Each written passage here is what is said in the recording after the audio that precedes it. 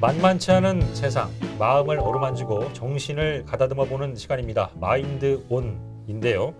오늘도 한국인지행동심리학회의 대표이시자 또 영화 속 심리학의 저자이신 박소진 선생님과 함께합니다. 안녕하세요. 네. 오늘 어떤 영화가 준비됐는지 좀 말씀해 주시면 제가 오늘 주제를 한번 유추해 보겠습니다. 네. 너무 유명한 영화인데 네. 이보다 더 좋을 순 없다. 이보다 더 좋을 순 없다. 보셨어요? 봤습니다. 예. 강박이라는 단어가 딱 그쵸? 떠오르는데요. 네, 맞아요. 그래도 소개를 간단히 해주실 수 있을까요? 네. 이보다 더 좋을 순 없다는 이제 되게 유명한 영화죠. 벌써 한 20년 정도 된 것 같은데요. 예. 그 영화 이제 주인공인 그 남자 주인공 잭 니콜슨은 이제 그 뭐 오스카 시상식에서 뭐 주연상도 받고 막 이랬던 이제 그런 영화죠. 굉장히 이제 유명한 영화라서 많이들 보셨을 거라 생각이 되지만 그 이제 내용에 대해서 간단하게 이제 좀 설명을 좀 드리려고 합니다. 뭐 일상생활에서 좀 나타날 수 있는 여지는 충분히 있는 거죠, 이게. 조금씩은 다 있지 않겠어요? 근데 이제 강박 장애까지 진단을 받느냐, 약간 이제 강박적인 어떤 사고가 좀 있고 강박적인 행동을 하느냐, 약간의 그런 건 누구나 조금씩은 있을 수 있다고 보여집니다.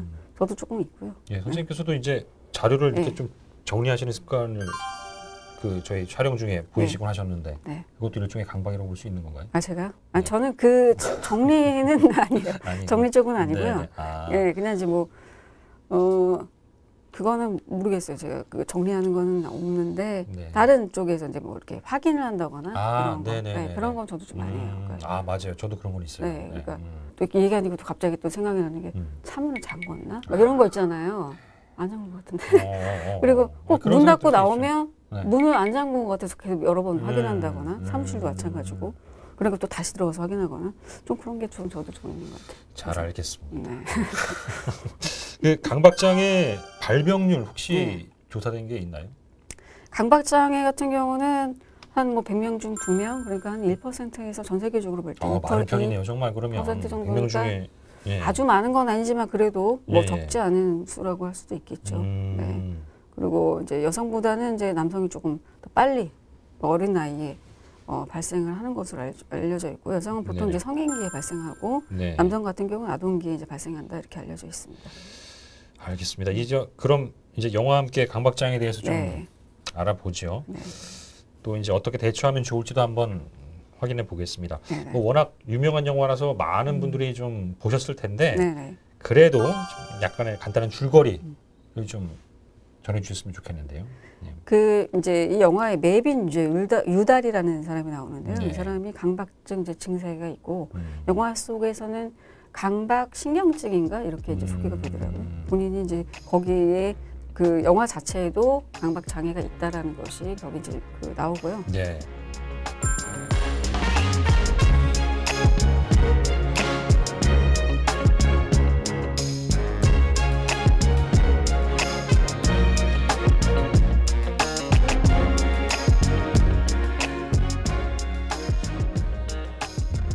강박을 갖고 있는 사람은 그 강박을 지켜내기 위해서 어쩔 수 없이 예민해지는 것 같기도 하고요. 그렇죠.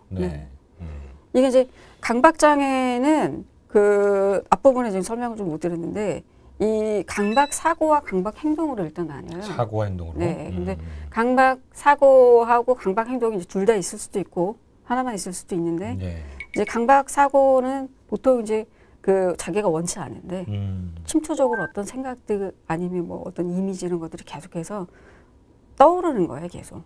그래서 이제 자신의 의지와 상관없이 침투적이라는 그 침투적 사고라고 얘기를 하거든요. 신기해요. 그런 거 보면 참. 근데 안 하고 싶은데 그러니까 그것을 이제 잊기 위한 어느 하나의 방법, 뭐 이렇게 중화시킨다고 표현을 하는데 하나의 방법으로 강박 행동을 하는 경우가 있어요. 그래서 뭐 손을 자주 씻는다든지 정리정돈을 한다든지 숫자를 센다든지 뭐 기도를 한다든지 확인하는 것도 하나의 그런 거고요. 그래서 이제 이런 어떤 행동을 계속 반복적으로 하면서 집착하고 이런 것들은 이제 강박 행동이거든요. 근데 영화에도 보면 불을 끌 때도 한 번에 끄는 게 아니라 원투쓰리고 원투쓰리고 원투쓰리고 그리고 끄고 뭐 이런 식으로 자기만 이렇게 해야지만 마음이 편한 거예요. 그래서 이런 행동들을 이제 보이게 되는 거죠. 대표적 증상들로 이제 그 보여지는 것들이 그렇죠. 다 이제 포함되는 거죠. 네, 그렇죠. 그러니까 예를 들면 나갔다가 들어오면 그 한 번 이제 꼈던 장갑은 되게 비싼 장갑으로 보이는데 그걸 버리고 그 다음에 손을 데일 정도로 뜨거운 물 손을 씻고 비누도 한 번 쓴 거는 안 쓰고 예. 뭐 이런 식으로 이런 행동들도 여기 이제 보여지거든요. 네. 그래서 이런 이제 그 우리가 이제 흔히 말하는 뭐 결벽증 같은 이런 행동들을 보이기 때문에 주변 사람들하고 친하게 지내기가 쉽지 않겠죠. 그럴 수밖에 없죠. 네. 예. 뭐 그밖에 이제 강박장애에 해당되는 다른 네. 질환들 또 어떤 게 있나요? 최근에 이제 뭐 수식강 들어보셨어요? 저장강박증이라고도 하는데요. 수식강, 발모강, 뭐 피부 뜯기 장애, 신체 이형 장애 이런 것들이 강박장애에 대한 이제 다시 이제 새롭게 포함이 된 것들이거든요. 신체 이형 장애는 그 외모에 대해서 계속해서 끊임없이 집착하고 그것을 어떻게 그 뭐 고치려고 한다거나 이런 이제 반복적인 형태의 강박 증상을 보여주거든요. 그래서 이제 신체 이형 장애가 포함이 됐고요. 네. 그다음에 수식강은 불편한 거 계속 모으는 거. 네. 네. 우리가 볼 때는 저거는 쓰레기인데. 버리지 못하고. 네. 발모강은 이제 머리나 이제 털이나 이런 것들을 계속 뽑아서. 머리털을 뽑아요? 네. 계속해서 반복적으로 계속 머리를 뽑고 반복적으로 계속 뽑다 보니까 나중에 이제 탈모가 일어나거나 이런 이제 좀 심각한 상황까지 가죠. 네, 이런 것들이 이제 포함이 됐습니다. 강박장애도 여러 가지가 있군요. 그렇죠. 나타나는 것들이. 이게 보여지는 이제 증상에 따라서 조금씩 네. 이제 다를 수 있죠. 네. 자, 이 멜빈, 영화 속 멜빈 얘기를 네. 이어가면 뭐 그 누구에게도 방해받고 싶지 하지 않죠. 네. 멜빈이. 근데 네. 그 멜빈을 좀 변화시키는 계기가 네. 있잖아요. 그렇죠. 네. 네, 여기서도 뭐 좀 어떻게 보면 좀 뻔한 얘기일 수 있는데 이제 네. 로맨스가 이제 그 어떻게 보면은 이 사람이 변하게 하는 하나의 이제 계기가 되는데요. 그 전에도 이 사람이 사실은 그렇게 말은 굉장히 이제 독하게 하는데 실제로는 마음이 그렇게 냉정한 사람은 아닌 것 맞아요. 같아요. 네, 네. 강아지도 강제로 맡겼는데 그 강아지도 굉장히 정성스럽게 잘 키우고 뭐 이런 네. 장면이 나오거든요. 그리고 나중에 이제 강아지를 돌려줘야 될 때 되게 슬퍼하고 막 이런 장면도 나오는데 그래서 알고 보면 이 사람이 굉장히 마음이 따뜻한 사람인데 이 장애로 인해서 어떻게 보면 자기가 이제 이렇게 방어막을 치고 사는 걸 수도 있는 거죠. 그 스스로는 나의 이런 언행이 참 지나치다라는 거를 인지는 하고 있는지가 좀 궁금하고요. 근데 그 인지를 하더라도 뭐 지나친다고 하더라도 상관없다는 거겠죠? 그렇지는 않아요. 그러니까 이 강박장애를 갖고 있는 분들의 상당수가 내 행동이 좀 과하다. 나의 행동이 강박 행동이라니까 이런 어떤 사고라든지 이런 것들이 과도하다고 느끼는 경우가 많아요. 다 그런 건 아니고요. 그래서 과도하고 느끼다 이제 이런 거를 이제 인식하는 것 자체를 병식이 있다 이제 이렇게 표현하기도 하는데 유달리 그런 말도 하잖아요. 자기가 어떤 병을 갖고 있고 그 다음에 이제 그 좋아하는 여자가 생기면서 내가 이제 좋은 사람이 되고 싶다 이렇게 그런 얘기도 하는데 그런 경우 근데 병식이 없는 경우도 있어요. 네. 그래서 자기가 뭐가 문제 아까 말씀드린 나는 문제가 아니다라고 생각할 수도 있죠. 그렇군요. 네. 결정적으로 이제 그 여성과의 이성과의 이제 교제가 이제 진척이 되면서 이 인물도 이제 자신의 그런 생활 일상을 조금씩 이제 변화시키기 위한 이제 노력을 하는 하죠. 거죠. 네. 근데 사실 이제 영화도 보면 그게 쉽지는 않아요. 그렇게 이제 계속해서 살아가는 부분이 있고 본인이 갖고 있는 이제 장애가 명백하게 있기 때문에 굉장히 이제 거기 안에서 이제 우여곡절이 있는데 좀 자기가 갖고 있는 문제를 적극적으로 바꾸려고 하는 그런 이제 노력들이 더 이제 빛을 발하는 것 같습니다. 명대사가 있죠 여기서 나오는. 그 당신은 내가 더 좋은 사람이 되고 싶게 만든다. 참 인상적이었는데요 그 말이. 근데 이제 그 말은 되게 인상적이었는데 그 다음에 행동들이 굉장히 좀 비호감 행동을 해서 여자가 떠나죠. 화를 내고. 그 실제로는 이렇게 이런 강박을 갖고 있는 분에게 따로 이렇게 주의할 점이 있을까요? 혹시? 글쎄 주의해야 한다고 하기는 사실 강박장애 갖고 있는 분들이 본인도 고통스럽지만 주변 사람들도 굉장히 힘들게 하는 부분 좀 있어요. 왜냐하면 본인이 이제 지나치게 뭐 이러면 어떤 오염이라든지 그런 거로 인해서 예민한 사람들 같은 경우는 주변에서 그런 걸 못 볼, 주변에서 이제 못 볼 거 아니에요. 이렇게 되게 불편하고 특히 부모님 중에 이제 제가 본 경우는 아이가 상담을 받으러 왔는데 어머니랑 얘기를 하다 보니까 아버지가 강박장애가 있는 걸로 보여요. 아, 네. 네, 맨날 정리정돈하고 뭐 그리고 뭐 이제 뭐가 자기가 생각하는 것만큼 원하는 대로 안 되게 되면 아이를 혼내거나 이제 이렇게 해서 가족들이 굉장히 이제 고통스럽다 그런 얘기를 하셨는데 그래서 그런지 아이가 이게 성장이 잘 안 되고 또래보다 좀 작고 그렇더라고요. 스트레스를 많이 받아서 그런지. 그렇기 때문에 이제 이런 장애가 이 영화에서도 보여주지만 일상생활하는 데서 상당히 그 비효율성을 낳거든요. 왜냐하면 네. 예를 들면 뭐 손을 씻는데 1시간 이상이 걸린다든지 뭐 확인을 아까 좀 뭐 이제 문 확인하는 거를 하루 종일 확인을 한다든지 이러면 일상생활이 안 되죠. 그래서 효율성을 잃어버리기 때문에 예. 본인 스스로도 그렇고 주변 사람들한테도 이제 많은 고통을 주게 되는 거죠. 네. 그렇군요. 자, 이 강박 장애를 다룬 또 다른 영화 한 편 더 가지고 오셨죠? 네네. 네. 영화 제목이 이제 플랜맨이에요. 플랜맨.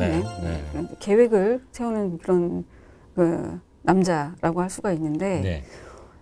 강박장애하고 관련이 된 영화이긴 하지만 이 주인공은 강박장애는 아니고요. 강박성 인격장애입니다.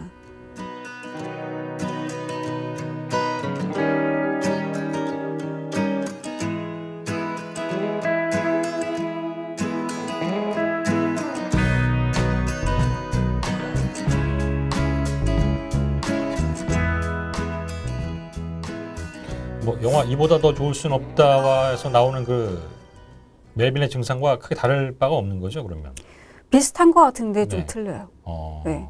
그러니까 이제 플랜맨이라고 제목이 이제 그 되어 있잖아요. 예. 그래서 이분 보면은 아침 6시에 일어나가지고 그게 가능할지는 모르겠는데 누워서 잘 때도 흐트러지지 않게 이렇게 똑바로 누워 있고 머리카락이 흐트러지지 않게 머리에다가 왜 우리 미장원 가면 쓰는 그런 캡 있잖아요. 그런 거 이제 쓰고 그 다음에 침구도 그냥 일직선이고 이렇게 해서 하나도 어디 하나 이제 삐져나온 데 없이 그래서 일어나서 이제 일어나면 흐트러진 침구를 다림질을 하고 샤워를 하면서 나오면서 다 닦고 근데 왜 이제 비슷한 것 같은데 왜 다른가? 이 강박성 인격장, 그러니까 강박장애는 좀 그 구체적인 뭔가 특징적인 어떤 양상을 보여주거든요. 예. 오염에 대한 뭔가가 있다 그러면 계속 손을 찢는다든지. 강박성 인격장애 같은 경우는요, 좀 특징적이지가 않아요. 성격이라는 것이 오랫동안 이제 그 기질하고 환경이 이렇게 만나면서 형성이 되는 것처럼 이 이제 강박성 이제 인격장애도 성인 초기에 시작이 이제 되는데요. 이렇게 이제 오랫동안 형성이 돼서 인격으로 형성이 된 거기 때문에 본인 스스로가 그것이 문제라고 느끼지를 못하죠. 자기 성격이니까. 인격으로 그렇죠. 갖춰진 거군요. 그렇죠. 어쨌든. 그래서 비슷한 것 같지만 두 가지는 다른 장애인데 또 이제 최악은 그거죠. 강박장애가 있으면서 강박성 인격장애도 같이 공존하는 경우도 있어요. 두 가지가 한 20%에서 30% 정도 공병이 된다. 이제 그렇게 알려져 있습니다. 아니 언뜻 궁금한 게 강박증이다, 강박증이 아니다, 뭐 강박장애다, 강박장애다, 네. 뭐 이런 것을 이제 정하는 기준은 어떻게? 그러니까 그건 이제 진단 기준이라든지 아니면 이제 이 사람에 대해서 이제 우리가 뭐 검사를 한다든지 이런 걸 통해서 구분을 해야 되겠죠. 그거는 그 부분에 대한 거는. 선생님께서 보시기에 이 강박장애의 원인이라든가 뭐 어떤 그 배경이라든가 어떤 걸 좀 꼽을 수 있으시겠어요? 뭐 이제 여러 가지 이유가 이제 있을 수 있는데요. 일단 이제 뭐 정신분석적 관점에서 보면 그 뭐 어떤 이제 오이디푸스적 뭐 갈등에 의한 것이다 뭐 이렇게 설명을 하기도 하거든요. 그러니까 어떤 이제 공격적 충동이라든지 성적 충동이라든지 이런 것들이 이렇게 자연스럽게 이렇게 융합이 돼야 되는데 그렇지 못하고 이런 충동들이 이렇게 이제 서로 상충되면서 충돌이 되면서 항문기로 이제 우리가 퇴행을 하게 되고 그러면서 그것으로 인해서 이런 이제 그 모순된 어떤 감정을 경험하게 되는 것이다. 뭐 이렇게 설명하는데 이제 항문기라면 우리가 이제 배변 활동하는 거, 그 한 2세, 3세 그때 이제잖아요. 근데 그때 자기 안에 있는 배설물을 밖으로 내보낼 것이냐 아니냐 이것을 처음으로 이제 이런 어떤 결정을 하고 하는 게 항문기라고 하기 때문에 뭐 너무 지나칠 정도로 이때 이제 엄격한 어떤 교육을 하거나 그러면 뭐 그래서 이제 그 강박장애가 생기는 거 아니냐 이렇게 이제 보기도 하고요. 그리고 인지적인 관점에서 또 이렇게도 설명을 해요. 어떤 생각, 예를 들면은 부모님이 너무 이제 그 건전한 사고를 갖고 계셔서 뭐 예를 들면 뭐 성에 대한 거 이건 나쁜 거야 이런 생각을 하면 안 돼. 이건 나쁜 아이야 이런 식으로 이제 아이를 다그쳤으면 그거 생각하는 것만으로도 불경한 거죠. 그 생각 자체가 뭔가 행위를 한 것과 동일한 상황이 되는 거기 때문에 그래서 이제 그런 생각을 하게 되면 이 생각을 하면 안 되지 그러면서 계속 생각을 이제 억누르게 되는 거고요. 또 한편으로는 이제 뇌에 어떤 문제가 있는 거 아니냐, 뭐 전두엽이나 이런 어떤 부분에 특정 부분에 있어서 손상이 있는 게 아니냐 이렇게도 보는데 실제로 뇌에 어떤 기능적인 어떤 역기능 이런 것들은 있는 것으로 보입니다. 왜냐하면 강박장애를 갖고 있는 많은 분들이 30% 정도가 틱장애를 경험한다고 하거든요. 그래서 이제 틱장애도 어떤 이제 뇌의 어떤 역기능으로 인해서 발생하는 걸로 알려져 있기 때문에 아마도 이제 그 어떤 그 부분에서 이제 문제가 생겼을 경우에 이 강박장애가 발생이 되는 것이 아니냐 이렇게 이제 보기도 하죠. 이 영화 플랜맨의 주인공 역시 방금 말씀해 주신 그런 그 원인들로 인해서 이런 강박증을 안게 된다고 볼 수 있는 거죠. 그러니까 이제 여기 플랜맨에서 보면 주인공이 어렸을 때 천재소년으로 나오거든요. 왜 가끔 그런 프로그램 있잖아요. 뭐 아이가 뭐 숫자를 맞추고 이런 거. 영재들의 얘기를 그렇죠. 그리는. 그러니까 이제 전란 아이로 키우고 싶은 거죠. 부모 욕심에.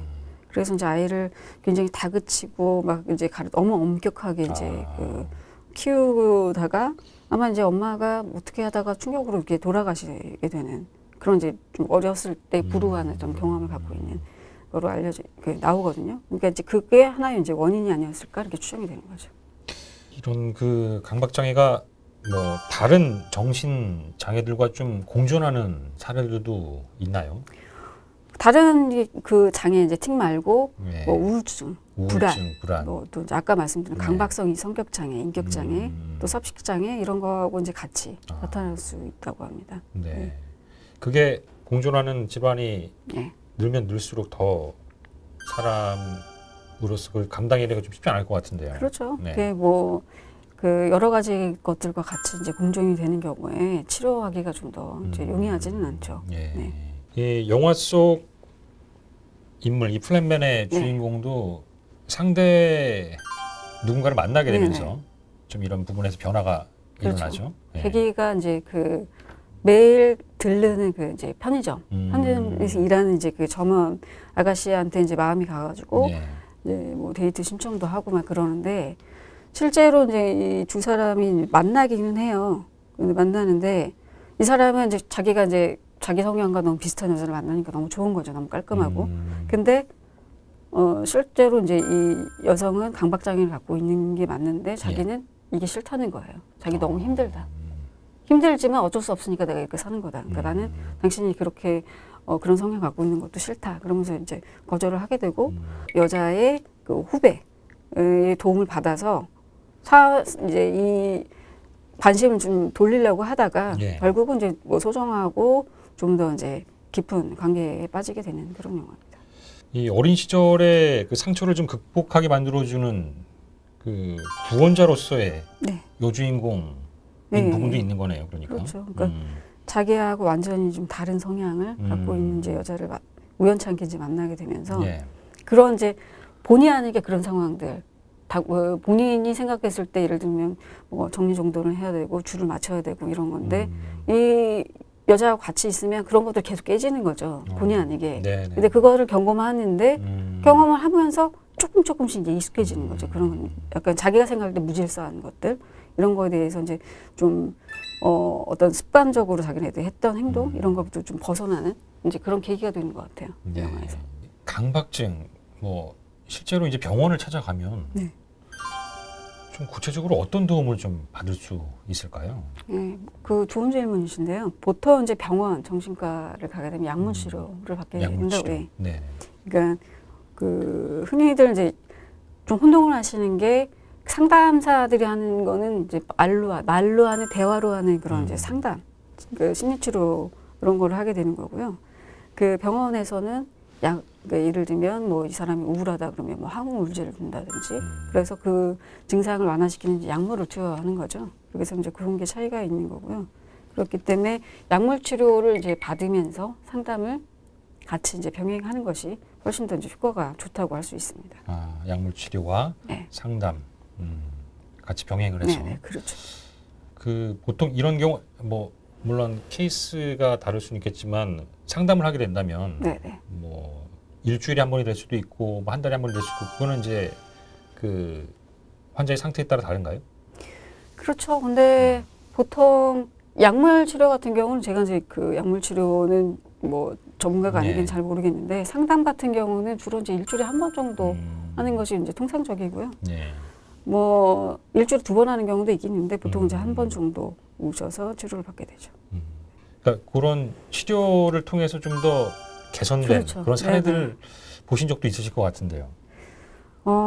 아까 말씀드린 것처럼 제가 이제 그 주변에 사실은 좀 그런 사람들이 좀 있어가지고 새벽 5시부터 뭐 새벽 4시부터 계획을 짜고 그걸 지키기 위해서 막 노력하면서 막 하루를 정말 24시간을 바쁘게 총총총거리면서 다니는 그런 사람도 있었고요. 예, 굉장히 이제 자주 뭐 이제 찢는다든지 이런 행동을 보이는 그런 사람들도 이제 주변에 있어서 사실은 이제 주변에 있는 사람들이기 때문에 직접적으로 이제 상담을 한 건 아니지만 그런 경우에도 그 제대로 이제 치료를 받게 되면 당연히 이제 효과가 있을 수 있고요.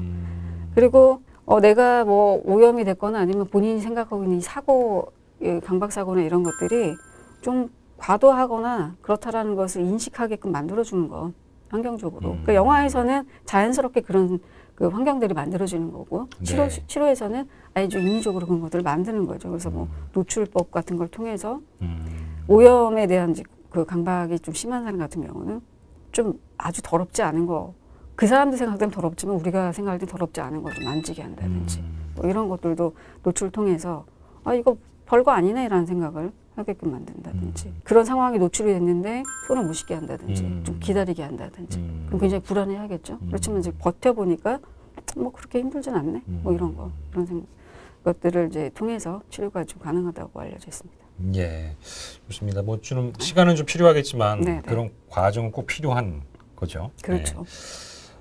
좀 마무리를 할 텐데요. 강박장애 혹시 덧붙여 주실 말씀 있을까요?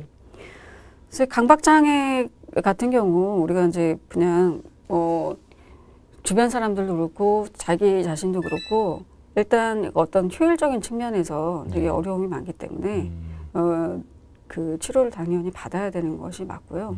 우리가 뭐 완벽을 추구하거나 이런 것들이 사실은 나쁜 것이 아니에요. 완벽하고 뭔가 그 실수를 하지 않기 위해서 노력하는 것 자체가 나쁜 건 아니지만 그것이 일상생활을 하는 데 있어서 지장을 초래한다. 효율성을 잃었다. 그럴 때는 이게 좀 문제가 있는 거 아닌가 한번 생각해 보시고 치료를 한번 고려해 보시는 거 중요한 것 같습니다. 알겠습니다. 자, 오늘도 영화 이야기와 함께 얘기를 나눠봤는데요. 강박장애에 대해서 알아봤습니다. 오늘 말씀 감사합니다. 네, 감사합니다.